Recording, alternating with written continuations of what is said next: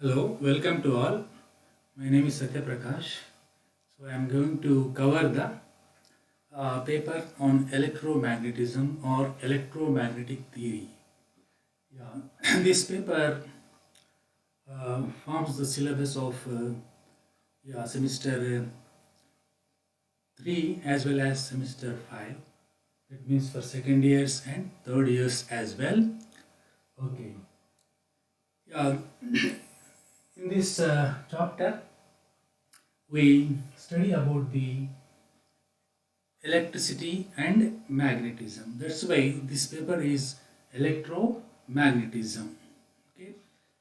Uh, at first we cover the electricity, basically electrostatics. Then we talk about magnetostatics, and then finally we will go for the Maxwell's theory of electromagnetic waves. Okay, this is a main syllabus in this paper, electromagnetism.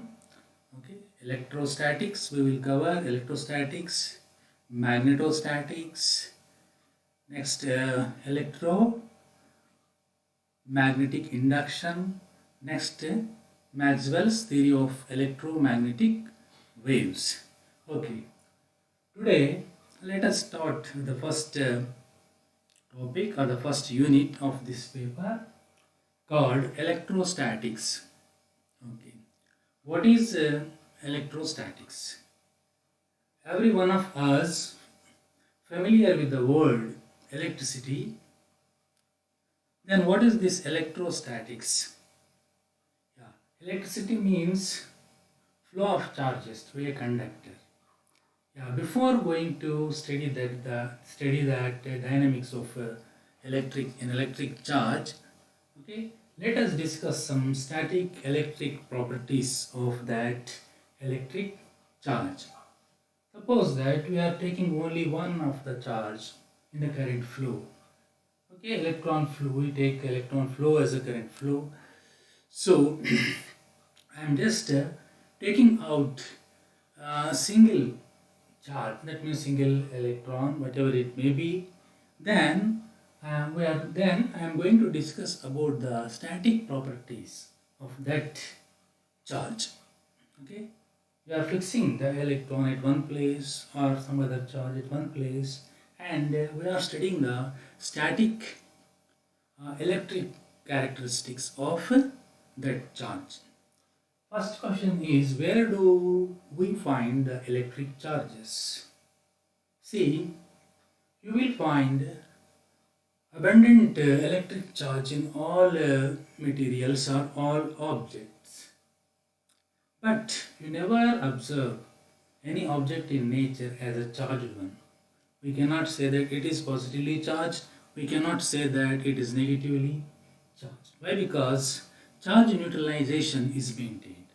Every object, every isolated object in the universe is neutral, charge neutral. It doesn't have any charge, overall charge.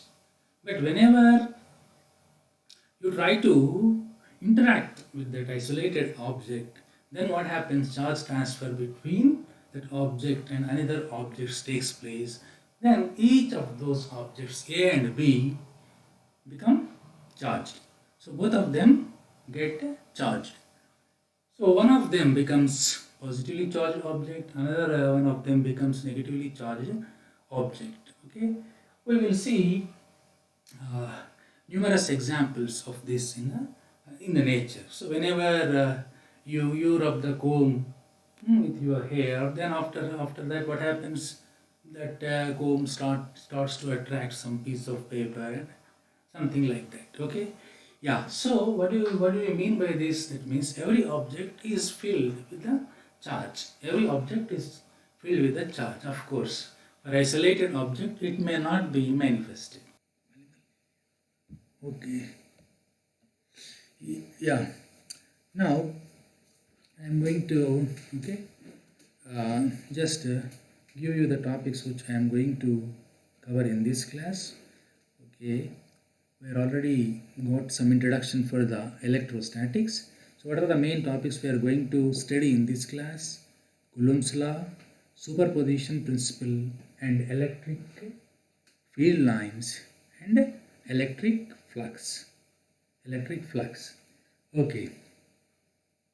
Now let us first study about this Coulomb's law. Okay. Every one of you you already know this Coulomb's law. Okay, but it is also called as inverse square law. Okay, now I will just show you the slide of this.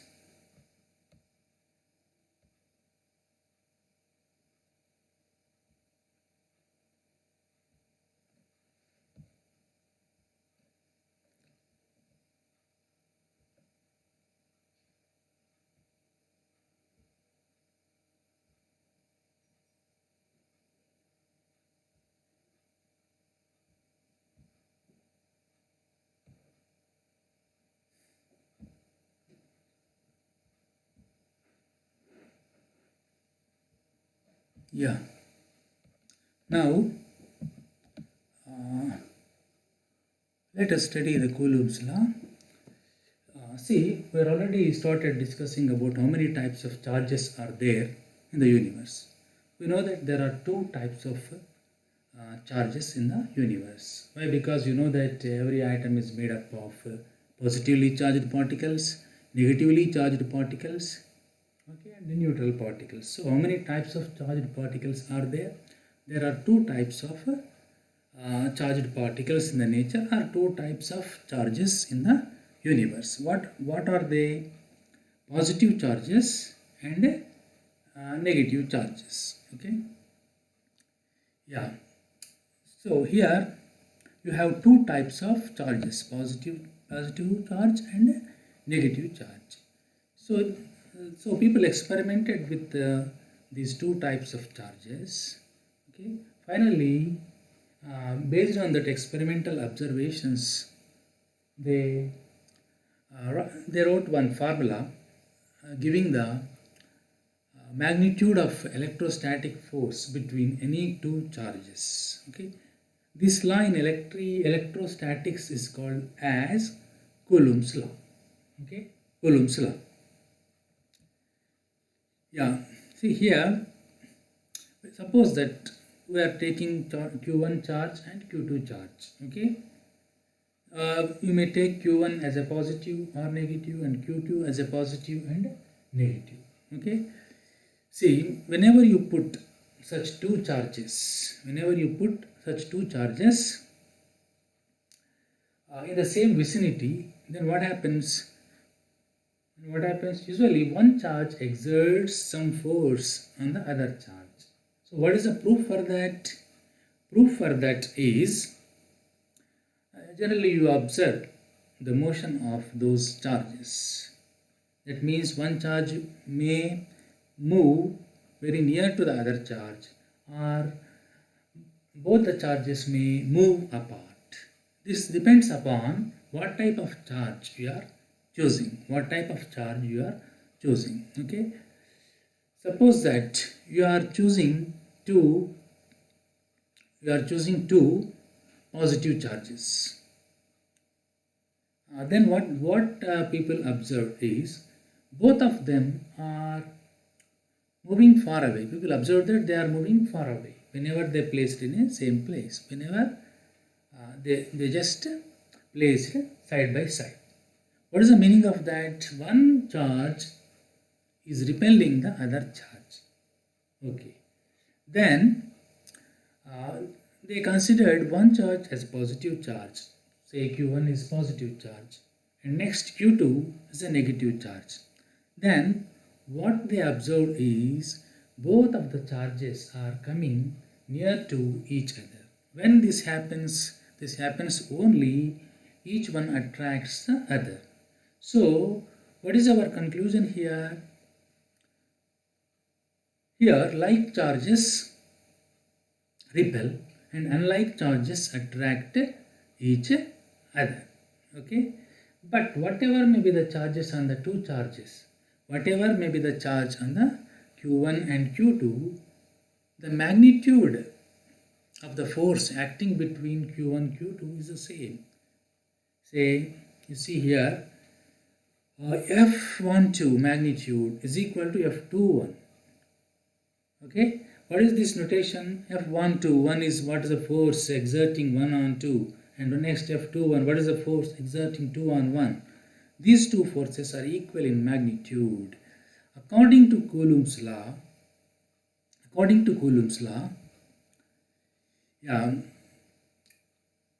the magnitude of the force is directly proportional to the product of the magnitudes of those charges. Okay, product of the charges. This electrostatic force is directly proportional to the product of the charges. That means magnitude of the charges. Okay, magnitude of the first charge into magnitude of the second charge. Okay, this is proportional to electrostatic force. Okay, so F is proportional to Q1, Q2, or Q1 into Q2. Next, what other observation people made in this experiment is the electrostatic force acting between those two charges is inversely proportional to the square of the distance between those two charges. That means inversely proportional to R square. That's why they wrote Coulomb's law as, inverse square law as, F is equal to some constant into Q1 Q2 by R square. You know, all of you know this constant. This is 1 by 4 pi epsilon naught. 1 by 4 pi epsilon naught. Okay. What is epsilon naught? Naught means it refers to the free space, permittivity of the free space. It gives the property of the medium. So if you change the scene of your experiment from vacuum to air, then what happens? Or some other medium or water, whatever it may be, then you have to write 1 by 4 pi epsilon instead of epsilon naught. Okay, so this magnitude of electrostatic force is changing with the medium. Whenever you change the medium, the force acting between those two charges, okay, also changes. And that is one important thing we have to note. Okay, this is the inverse square law or Coulomb's law of electrostatics. Okay, what is the importance of this law?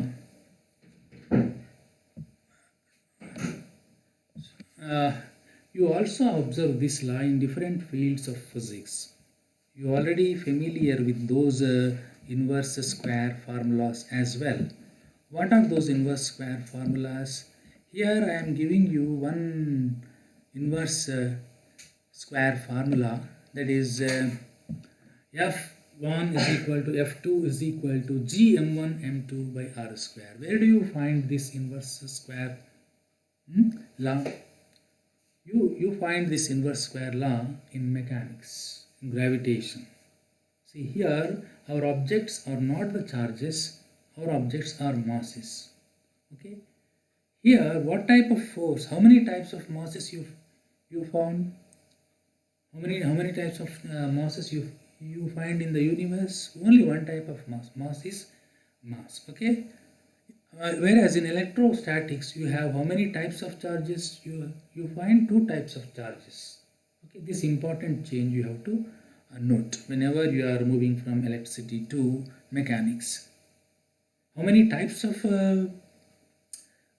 forces are there? Attractive force, repulsive force. In electrostatics, you have two types of forces. Okay, in mechanics, so how many types of gravitational forces you have? Only one type of gravitational force. Okay. What is that force? Attractive force or repulsive force? Attractive force. So every object, every mass in the universe attracts the other mass. Okay. Yeah, so you only find attractive force in mechanics. Okay, that force, the gravitational force, it is always attractive, you know, that is equal to, and that is proportional to here also, m1 into m2 means product of masses. In electrostatics, you have here Q1, Q2, product of charges. In mechanics, you have here M1 into M2, M1, M2. M1 is the mass of the first object, M2 is the mass of the second object. What is R square here? Distance between two masses. Suppose you take the sun mass system. Okay, sun and earth system. Okay. Suppose the distance between sun and earth is R. Masses of sun are masses of sun and earth are m1 and m2. Then what is the formula according to inverse square law? What is the formula for the gravitational attraction force between those two bodies? That is equal to g m1 m2 by r square. What is g here? It is the universal constant. Its value is same everywhere. This change you have to note. Whereas in electricity, this k means 1 by 4 pi epsilon naught value changes with the medium. So you are finding the same formula that you already discussed in the electrostatics, also in the mechanics. You see the beauty of the physics. That means this formula is exactly identical to this thing. You also found one similar formula, inverse square formula, in another branch of physics, that is magnetostatics or magnetism. Are you able to write that formula? That formula F is equal to what will be this constant there? Mu naught by 4 pi if it is free space. Okay, and there also you write m1 m2 by d square. But what are those m1 m2 in magnetism? m1 m2 are the pole strengths of the magnets. Okay, next, what is the R? Distance between those two poles. Distance between those two poles. Okay. R is the distance. You write R or D there. Mu naught by 4 pi m1 m2 by d square. Usually you write D. What is that D?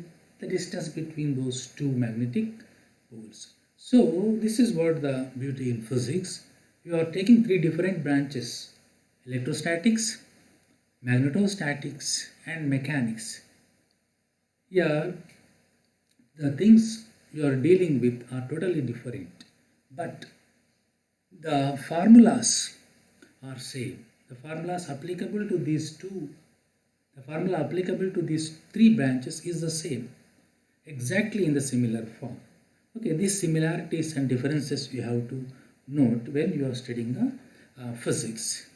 Okay, yeah, this is about Coulomb's law or inverse square law. So what are the other things you have to note here? Where to where you have to take as R? Suppose you take gravitation. Here, this is the distance between 2 point objects. 2 point objects. You have to take the center of gravity of m1. You have to consider the center of gravity or center of mass of the m2 mass. Then this R is the distance between those two center of masses. So what will be the direction? We talked about the magnitude of the electrostatic force or mechanical force or magnetic force. Okay, that formula is given by the Coulomb's law or inverse square law. Then what about the direction of that force? Okay, what will be the direction? This force will always works along the radial line joining these two masses or these two charges. It means a line joining the center of masses of the two masses. So this force acts along that line only. If your objects are not point objects, then you have to go for the center of masses. Okay. Yeah, this thing. So Coulomb's law or inverse square law is giving the magnitude as well as the direction of the force. Okay, this is about Coulomb's law. It is very, very important law. Okay. So in electrostatics, it gives the magnitude and the direction of electrostatic force acting between two charges. Okay, those charges may be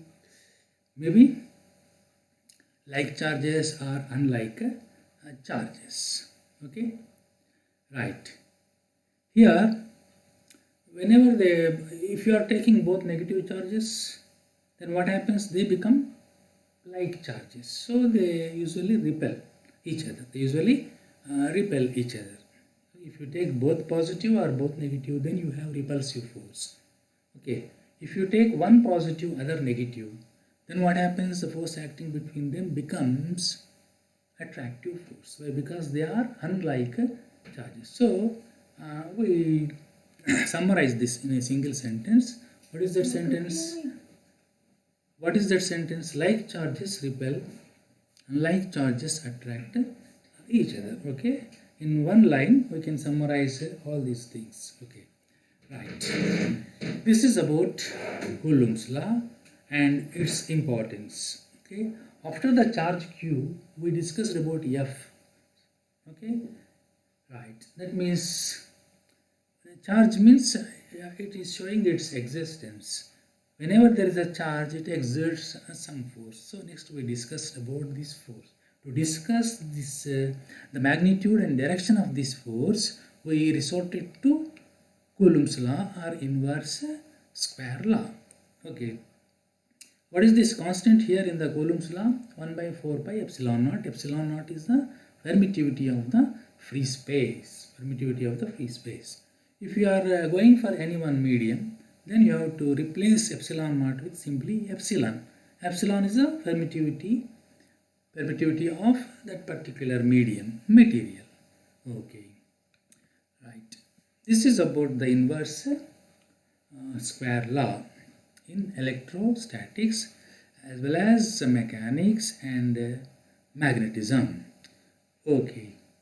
Next, after this, I am going to discuss about superposition principle. It not only applies to the force, it applies to the electric field. It applies to the electric field as well as electric potential. Okay.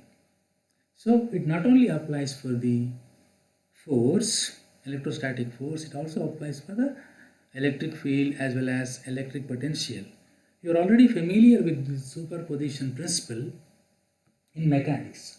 In mechanics, while studying the waves and oscillations, you write the superposition principle as y is equal to y1 plus y2 plus dash dash dash. There may be any number of waves. There may be any number of waves. Okay. It is applicable to any number of waves. Suppose that a particle is there in a place, so many waves are propagating that material particle, passing through that particle. Then it undergoes vibration. So how much displacement it takes due to the passing of all these wave trains? Each wave is disturbing the object. Then what will be the total disturbance? This can be calculated by using the superposition principle. What is that? Y is equal to y1 plus y2 plus dash dash dash. These are all what is y? This is the total displacement. Y is the total displacement. Total displacement. Then y1 is the displacement due to first wave, y2 is the displacement due to second wave and third wave and so on. So we are using displacement principle. We are using the superposition principle in mechanics. So we are also using this superposition principle. Here the interaction is going between the particle and the wave. Okay, but in other superposition principles, the interaction is taking place between a pair of charges. If you move from mechanics to electrostatics, this interaction takes place between two charges. Here in mechanics, it is taking place between one particle and one wave. Okay. Right, that is what the difference. of superposition principle in mechanics and electrostatics. Okay, how many electrostatic principles, how many superposition principles you have in electrostatics? So the principle of this superposition principle is same, content is same, but we are just changing the variables. You may write the superposition principle for F electrostatic force, F here Fe, otherwise you write this is electrostatic force. You may write superposition principle for E electric field. You are already familiar with this term, but we will discuss about this later. We have to move from F to E. Okay, this is another parameter describing the electric field. Okay, right. You may write the superposition principle for E. You may also write superposition principle for V, electric potential, electric potential. Okay, again we will study about this potential. Okay, we started from charge Q, after that we have gone to this F. After F we have to go for E. After E we have to go for V. After V you have to go for C, something like that. Okay. C means capacitance. Okay, yeah, we are developing the concepts in a systematic manner. So now where we are now? We are now at the electrostatic force. Okay, after that we are going to discuss about superposition principle, which can also be applied to the other variables E as well as V. Okay, so what is the superposition principle for F? Total electrostatic force is equal to F is equal to, if you are having 3 charges, then you have to write F12, F23 plus F31. What is the meaning of this? This is the force between 1 and 2. 1 and 2 and 2 and 1 are the same. Okay, F1 and 2. Okay, the total force acting on a charge. 3 charges are there. You want to know the force acting on the first charge due to other 2 charges. Then you have to use superposition principle. According to that superposition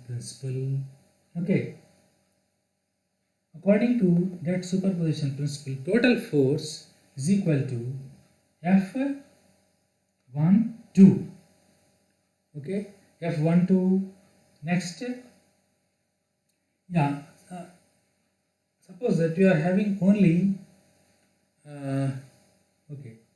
2 particles or 3. You may have any number of particles. Each time, how many charges you have to consider? Each time you have to consider only 2 charges. So whenever you are calculating the force acting between 1 and 2, you have to forget about 3. You have to forget about 3. Okay. Next, whenever you are going to discuss about the electrostatic force acting between 2 and 3, you have to forget about 1. And again, whenever you are going to find the electrostatic force between 1 and 3, you have to ignore the 2 altogether. You have to ignore the 2 altogether. So actually this will be helpful to find the interaction energy of the system. Okay. If you are having only 2, okay, suppose you are having 3 charges, then what will be the total total force acting on the first charge due to other two charges, then you have to use this superposition principle. Okay, once you have to take 1 2 and once you have to take 1 3, like that. Okay, yeah. This is about superposition principle. Superposition principle in case of forces. Okay.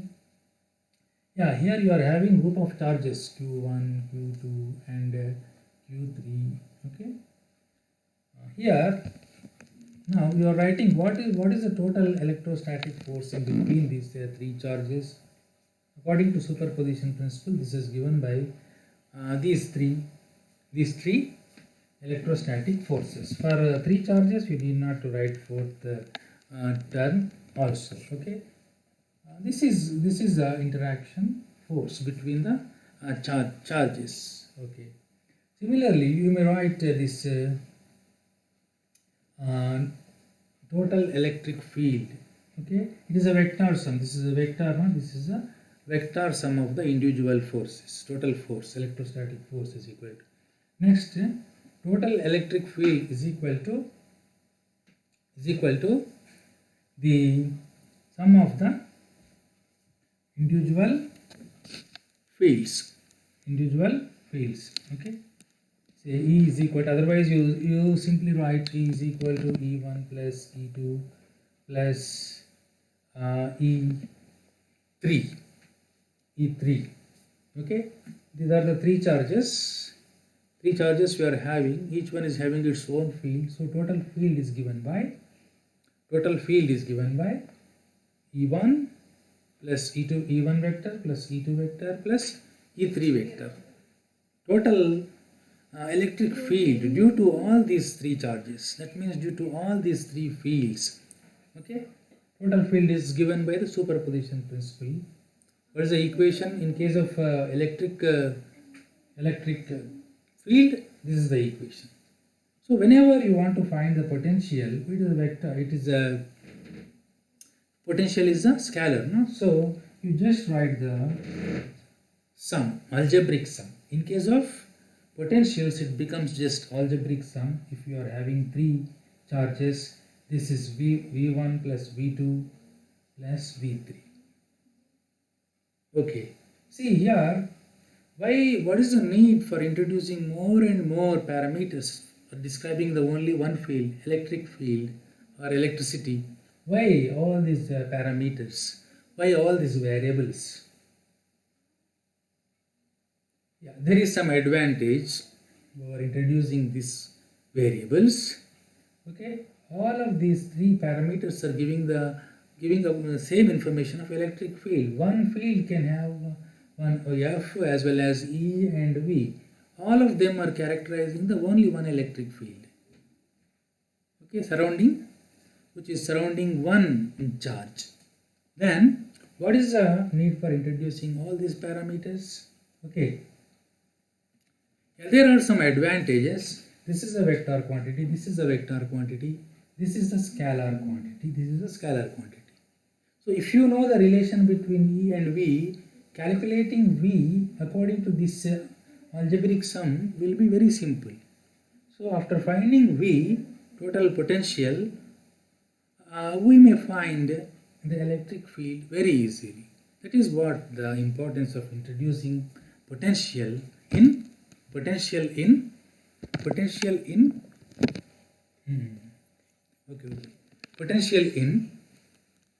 electrostatics. Okay. Now, what is the importance of this superposition principle? You find the superposition principle in network analysis. So this superposition principle is a very, very important principle. However, there are some limitations of this principle. Okay, you can apply this for electric fields and all these things, but you cannot apply for nonlinear things. Okay, that means you cannot apply powers. P is equal to electric power, P is equal to P1 plus P2 plus P3 plus dash dash dash. So you can only apply the superposition principle on the linear systems or the linear quantities. Okay, you cannot write I is equal to I1 square plus I2 square, I square is equal to. So that's why it is not applicable to some quantities which are not linear quantities, variables which are not linear. See, P is a electric power is defined as I square R. Square is there. That's why, okay, we cannot write superposition principle for electric power. Okay, this is very powerful. Anyway, this is a very powerful principle. Powerful principle giving us the very important data about the system. Why? Because there may be so many charges in an electrostatic system. Whenever we are talking about the electrostatic force between two charges, we are ignoring the rest of the charges. Then that is what the beauty of superposition principle, but still it is giving the correct results for us. So it can be applicable in so many disciplines. This is what the power of superposition principle. Superposition principle.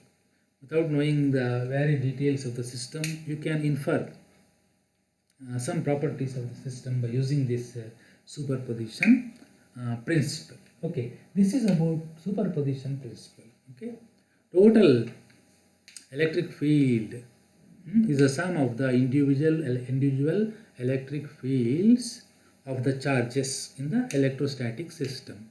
You may define superposition principle like this. In case of electric field, you may also define the superposition principles for potential and electrostatic force as well. This is about superposition principle. So far we discussed what is that electrostatic force and Coulomb's law and superposition principle.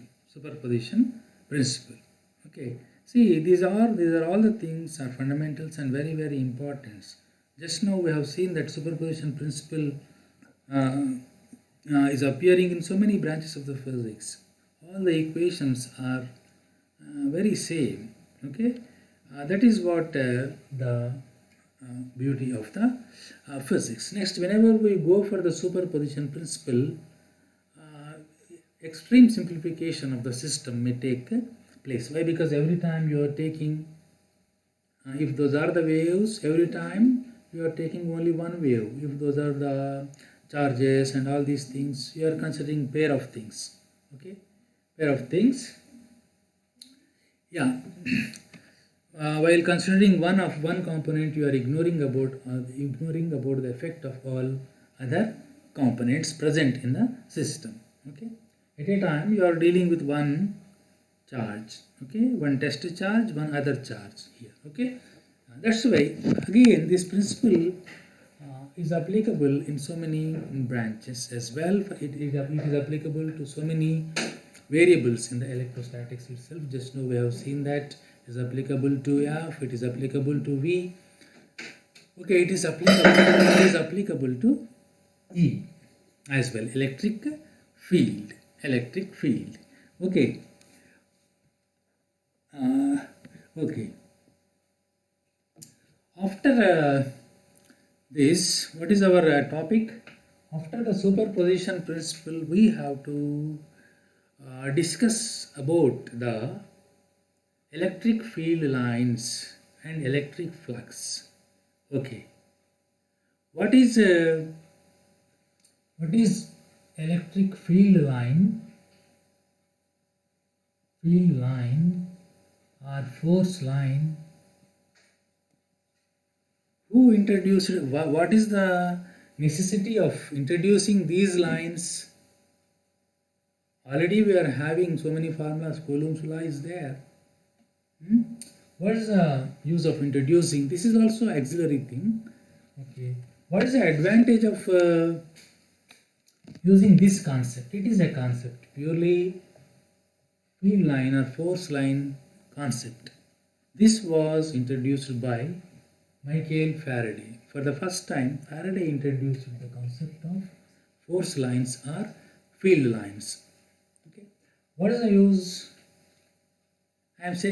I am I am saying that there is some electric field around this charge, but nowhere you find the charge. So we cannot picturize that field. If you want to see that field in the immediate vicinity of that charge, we have to draw field lines or force lines. So this whole force line or field line concept is very helpful in visualizing the electric field. Visualizing the electric field. What is the definition of this field line or force line? Okay, I will show you in a slide.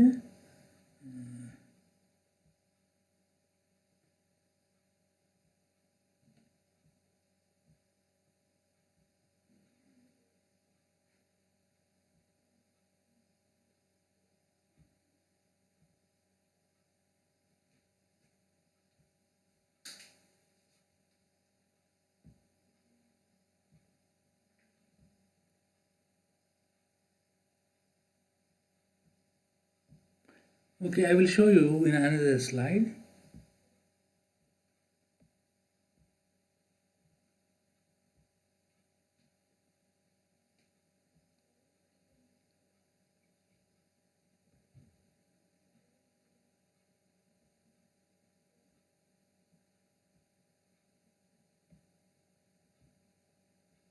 Okay, now you are able to see this here. What is electric field? What is electric field? No. What is this electric field line or the electric force line? So who introduced this force line concept? You see here, the concept of field lines was introduced by Michael Faraday. That was his greatness. He was a very famous scientist who discovered so many things with little education. Okay, you might have known the details of all these things. Okay, he introduced for the first time this force line or field line concept. Okay, what is a field line or force line? Is it a real line or imaginary line? This is an imaginary line. Okay, field line is an imaginary line giving the path of a positive test charge in an electrical field. Suppose that there is some electric field. So what you are doing, you are dropping a positive test charge in that field. That charge starts moving due to the influence of the existing field. Just imagine a line along the path of that unit positive charge. That will give you the electric field line or force line. Okay. Suppose that here you see in this slide, how many charges are there? There are 3 charges: plus charge, minus charge, minus charge, and a neutral particle. See here you can also see the force lines or field lines. Charges are there. That means you are having the electric field in the immediate surrounding of those charges. Here one third particle is not having the charge. That's why you are not seeing the field in the form of field lines. See why you are having the force lines emanating from the positive charge. They are not going into the positive charge. Whenever you place one positive test charge just very next to the positive charge, what happens? Due to the both charges are now positive charges, so there is a force of repulsion is acting between those two charges. That's why that small test charge always move away from the existing charge. So that is what the origin of these lines with arrow marks outside. So for a positive charge, always force lines emerge. That's why always force lines emerge from the positive charge. Okay. If you take the negative charge, okay, there is one negative charge in a room. You are placing one positive test charge in that room, very next to that negative charge. Then what happens? Both charges become unlike charges. So there is always a force of attraction between those two charges. So the already existing charge pulls that test charge, okay, towards it. That's why the arrow marks are pointing inside. So your charge is moving towards the negative charge, your test charge. That's why the direction of field lines in this field of a negative charge, is always towards the negative charge. That is what the origin of these arrows.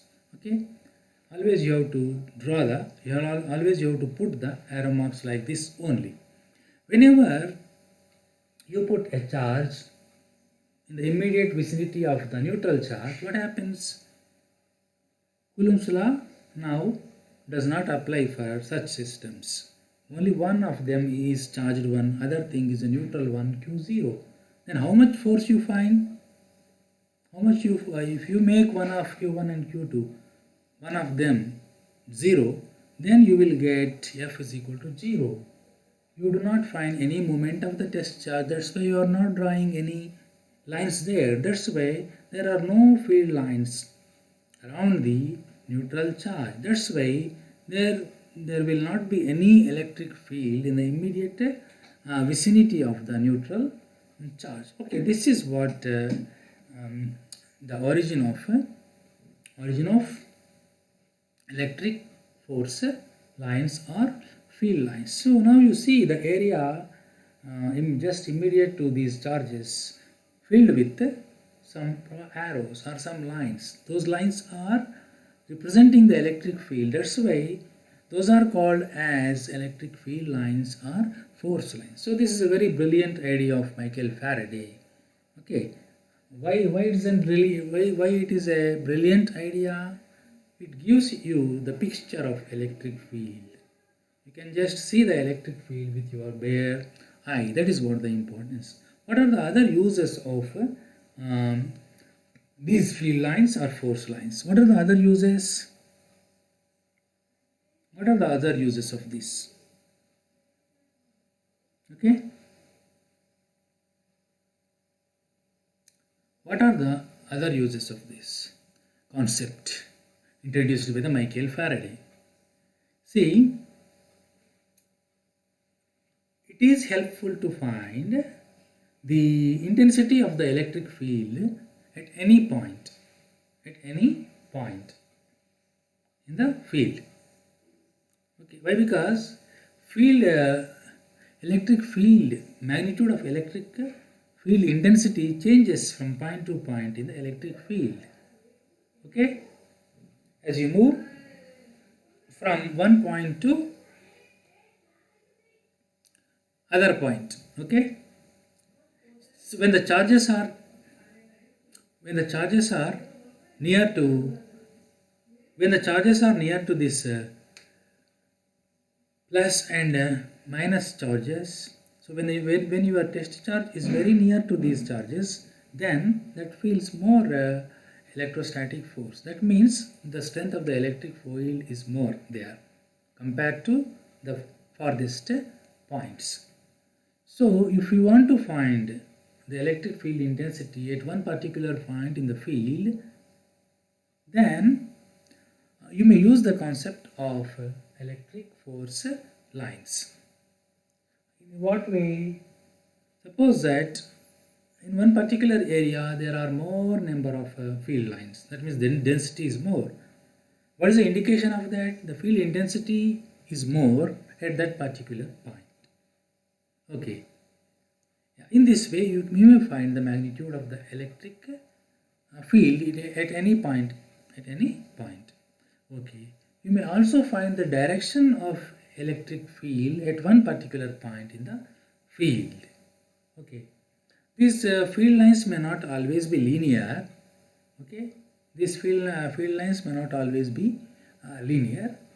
So, whenever you want to find the direction of the electric field on any one of these field lines, you have to draw the tangent to that curved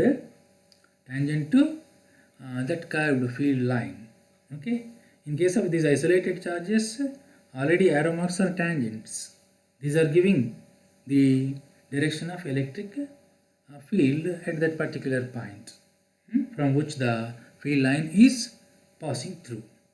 So if it is a curved line, at that point you have to draw a tangent. The direction of tangent will give you the direction of electric field at that particular point. Okay, right. Yeah, so in this way, the electric force line concept is very important. In what way? First of all, we may picturize the electric field. Next, we may find the magnitude of the electric field. We may find the direction of electric field in a very easy manner. So this is what the importance of field lines introduced by the Michael Faraday. Okay, after introducing the field lines, we will go for the electric flux. Okay, I am going to the next slide.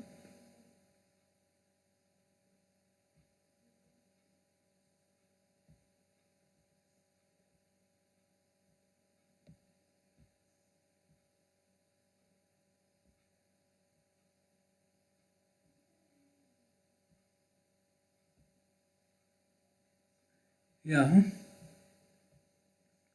you see one more slide here. Here, instead of taking a single charge, I am taking a system of charges. Now the electric field is somewhat complicated. Okay, now I am taking dissimilar charges, unlike charges here, and I am taking like charges here. See here. Okay. Yeah, these are the field lines due to unlike charges. These are the field lines due to like charges. Okay. See, unlike charges attract each other. That's why the field lines of those two charges are joining each other. Here, the overlapping region is there. In case of like charges, why? Because they always repel, you don't have any overlapping region. Okay, that is what clearly visible in the force line diagrams. Okay, this is a combined field. These are the combined fields of two similar and dissimilar charges, like and unlike charges. Okay, next let us go for the electric flux concept. I am going for another slide. Yeah.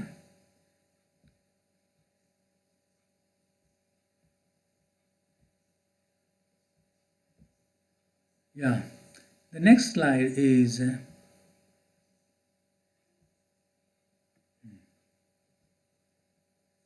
tells about the electric flux. Yeah, what is electric flux? I think you know, all of you know the definition of electric flux. What is electric flux? See, you consider, here we are considering an imaginary surface in the field. Okay, we are taking some surface area inside the field and we are observing how many field lines are passing through. Field lines are passing through that particular imaginary surface. So the number of field lines, how many number of field lines are passing? Suppose that 10. This 10 will give you the electric flux. Electric flux in that particular area. Electric flux. So what is electric flux? Electric flux is simply the number of field lines passing through one particular imaginary surface area. Okay, field lines passing through an area, a surface area, is called as electric flux. Okay, so there is some link between the flux and the surface area. Okay, this flux, electric flux, depends upon so many things. Okay, it depends upon the orientation. It depends upon the orientation of the surface, imaginary surface. Okay, field lines are passing in one direction. Field lines are passing in one direction. Okay, now I will show you in another slide.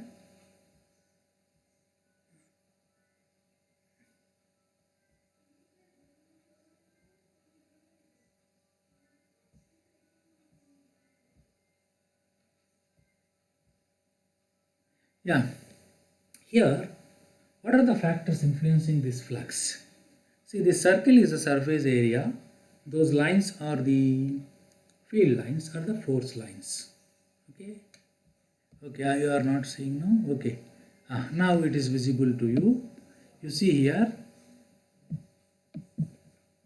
yeah, this black line is the surface area. Red lines are the force lines. Red lines are the force lines. Okay, yeah, you see here. Here, the flux is proportional to the density of the flow. You are taking the same surface area, but at one place you are having only 3 lines passing through it. At another place, you are having some 6 lines passing through it.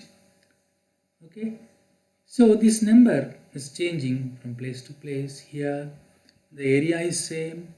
Okay, yeah. So if just you imagine that there are some arrows, you are placing a ring on those arrows. If the density of the arrows is more, then you will get the more number of arrows into your ring. Okay, that is what here. Yeah. Next, flux also varies on the direction of flow. Okay, or the direction of the surface. You see, here you are having only in this orientation. You are having only 4 things. See, here you are having some 6 force lines. Okay, next you see the other thing here, whether you are considering small area or larger area, that also influences the flux. Why? Because you are taking larger area, usually you have more number of force lines. So these 3 things, okay, are influencing the electric flux. That means number of lines passing through some particular area. What are they?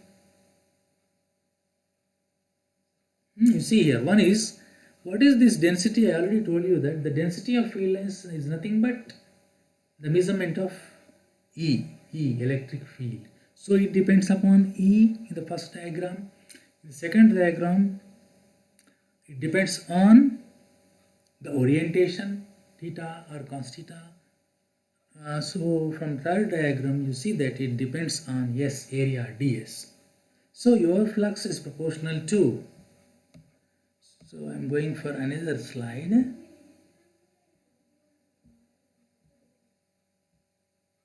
Yeah, your flux is proportional to, what is that? First thing, E, electric field. Second thing, what is the second thing? Orientation. That is cos theta or theta. Next, third thing is area of the imaginary surface. Area of the imaginary surface. Okay. So, yeah, now we are going for the last slide. Yeah. So now, by using all these things, we may define electric field. Okay. So your flux is proportional to the electric field. Your flux is proportional to the theta. Your flux is proportional to the area of the imaginary surface. So if you want to know the flux linked with the ds surface, a surface whose area is ds, then it is given by the E ds cos theta. That means E dot ds. E dot ds. Okay, then what is the definition of EDS? For theta is equal to 90 degree, for theta is equal to 0, cos 0 is 1, E into ds. So E is equal to d phi by ds. d phi by ds. When ds is 1 unit, then what happens? E is equal to d phi. E is equal to d phi. That means it is nothing but, electric field is nothing but the flux. But this flux is passing through a surface. This flux is passing through a surface. Okay? A surface. What is that surface? How these lines are passing? These lines are passing perpendicular to that surface. These lines are passing perpendicular to that surface. Why? Because we used theta is equal to 90 or 0. Okay? 0. That's why then what happens here? ds is directed, okay, perpendicular to the surface area. So we need not to confuse here. Okay, that's why I am using perpendicular even though I am taking theta as 0. So what is electric field now? Is the number of lines passing perpendicular to the unit surface area. Why? Because we are taking ds to be 1 unit. Okay, theta 0. That means it is a field lines are passing perpendicular to that surface. So what is electric field? Electric field is nothing but the number of force lines passing perpendicular to a unit surface. This is what the definition of electric field in terms of electric flux. So here, after knowing this concept of electric flux, we may comfortably go to the Gauss law of electrostatics, which facilitates us to find the electric field of some symmetric objects. So in the next class we will be discussing about the Gauss law and its applications. Okay, thank you.